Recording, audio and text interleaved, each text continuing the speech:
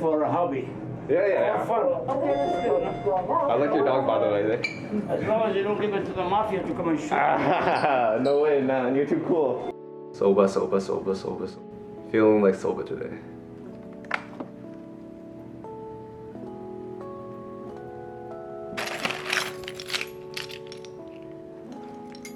Time to go.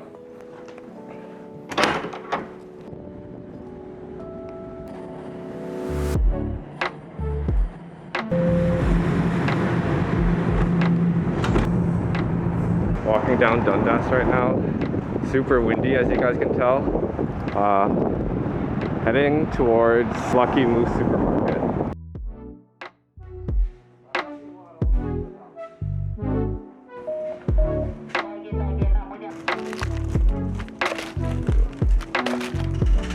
Kind of random, but found these huge packs of seaweed. Just gonna get it. Alright, so this is everything that I picked up today. 2 buckwheat noodles, green onions, of course, and those huge sheets of seaweed. Alright, so now that we have all the ingredients together, what you want to do is cut up the garnishes, put them in the bowl, and just cover them with the sauce. And then we're going to handle the soba noodles. Alright, so now with your green onions, what you want to do is, after taking off the ends and washing them, you're just going to cut them in half. And what we're going to do is, we're going to cut them into little bite-sized niblets. This is one of the few times I actually find that it's appropriate to cut them this way.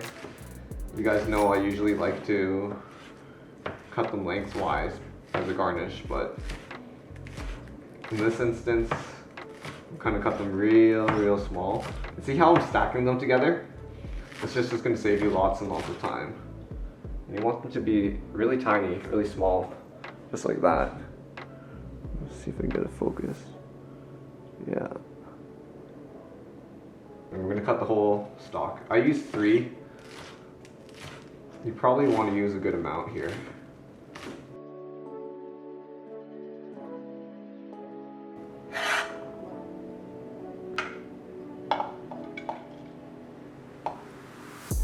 This is kind of why I like using a cleaver as well, actually. If you have a lot of these small garnishes, you can kind of just lift things up, and it's a lot easier than using like a chef's knife, which is kind of thin. Next ingredient is going to be the ginger. Essentially, you just want to cut this up in a way that is super fine, and it's almost even going to be like a paste. So I remember the first time I went to Japan and I got this at a soba restaurant, just finely diced ginger, and it was delicious. Just stirring it into the soba sauce made it so much better. So that's what I'm gonna do. I'm gonna add a little bit of ginger and we're gonna go from there. So I probably don't need a lot. Just gonna use maybe like a block like that.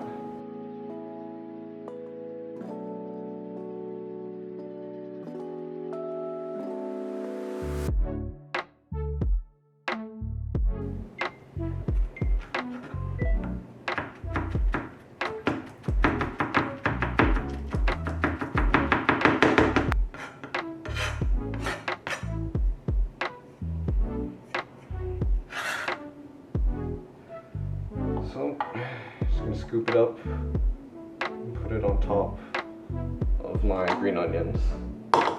This is what we got. I'm gonna cover it and put it in the fridge.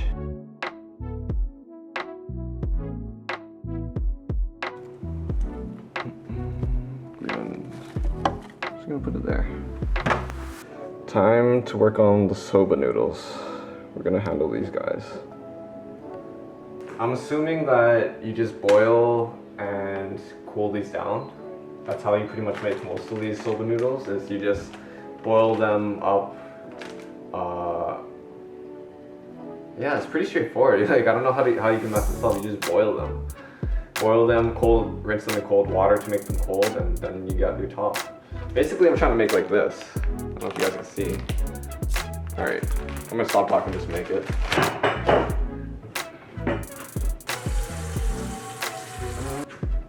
guess while we wait, we might as well just cut up the seaweed since that's just gonna go on top.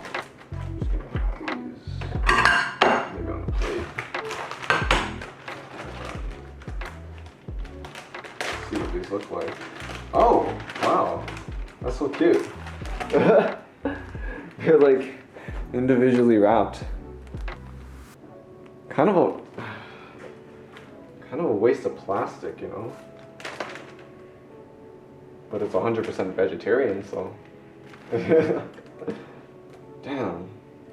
What a waste of plastic, man. Alright, I guess I'll just use one sheet. And I guess the other one's the same. Yeah. More plastic, except this bear is like crying. First pack that I'm gonna use comes individually wrapped. Easy to remove. And I'm gonna do like 2 of these. I think that you need at least 2.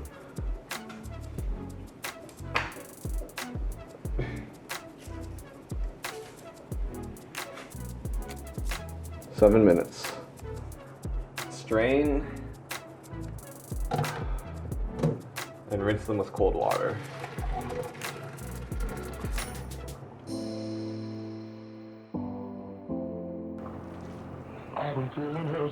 Pick up the phone, I really need to talk with you.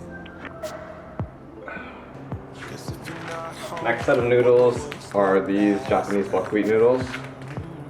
The packaging looks a little bit bigger. They have a lot more in here, serves more I guess. And it looks like this is slightly bigger than the other one, so I'm just gonna use one for this. Alright, so since steps here are pretty much the same as the last batch, I'm just gonna skip ahead and go to the garnish and sauce and focus on that for the next part of the video. You guys don't want to see me just boil and cool this again. It's basically the same thing. Alright, so here we have the 2 sobas as well as our garnish.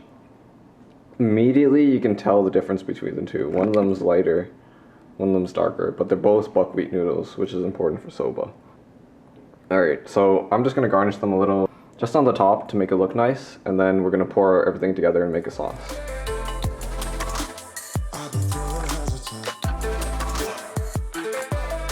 There you have it, 2 versions of soba. So for the sauce, we're just gonna add these 3 together. Dumpling sauce. Make sure you have lots. That's why I got another one.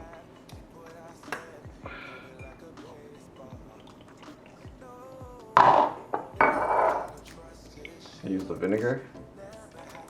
Just a little bit. And sesame oil.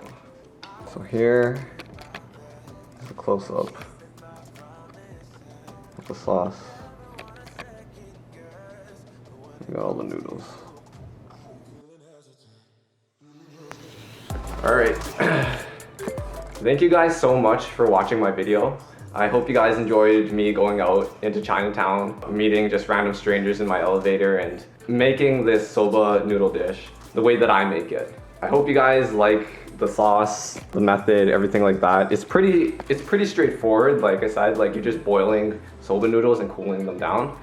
But for those of you who think that you have to go to a restaurant to get this or the same sort of quality, trust me, this is pretty darn good. Everybody uses the same buckwheat noodles anyway, so you can have it at home. All right, peace. Oh yeah, and if you guys want to check out my blog, it'll be down below with the recipe and other sort of things as well. So you guys can check it out in the link in the description below. 6th floor, Sit down, sit down. What a coincidence. Sit, man, sit. Relax, sit, have a coffee.